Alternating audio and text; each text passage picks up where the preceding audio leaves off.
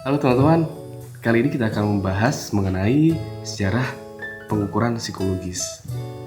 Tahukah teman-teman bahwa tes psikologi itu sudah ada sejak tahun 200 sebelum Masehi?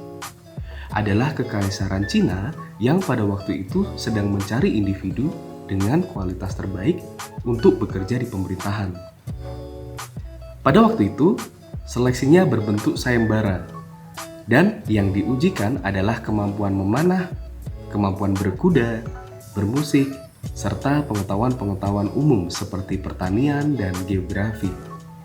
Sistem seleksi ini kemudian menginspirasi Inggris dan Amerika yang akhirnya menerapkan sistem yang sama di pegawai pemerintahan.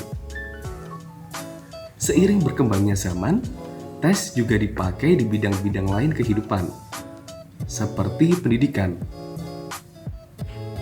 Tes digunakan dalam dunia pendidikan ketika universitas pertama muncul pada abad pertengahan. Dan akhirnya, tes juga digunakan di bidang psikologi dan sains ketika ilmu psikologi berdiri.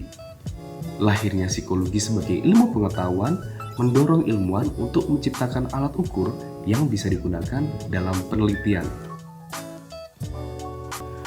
Kalau kita berbicara mengenai sejarah pengukuran, rasanya belum lengkap kalau kita tidak membicarakan satu sosok ini.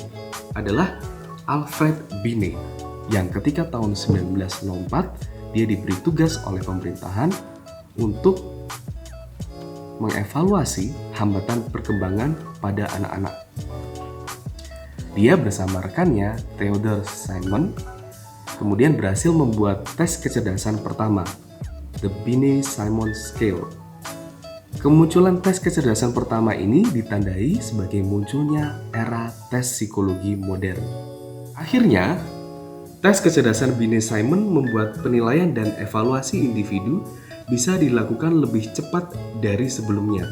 Inilah yang menandai era tes psikologi modern. Tanpa alat tes, mungkin kita bisa menilai kemampuan orang lain, tetapi membutuhkan waktu yang lama.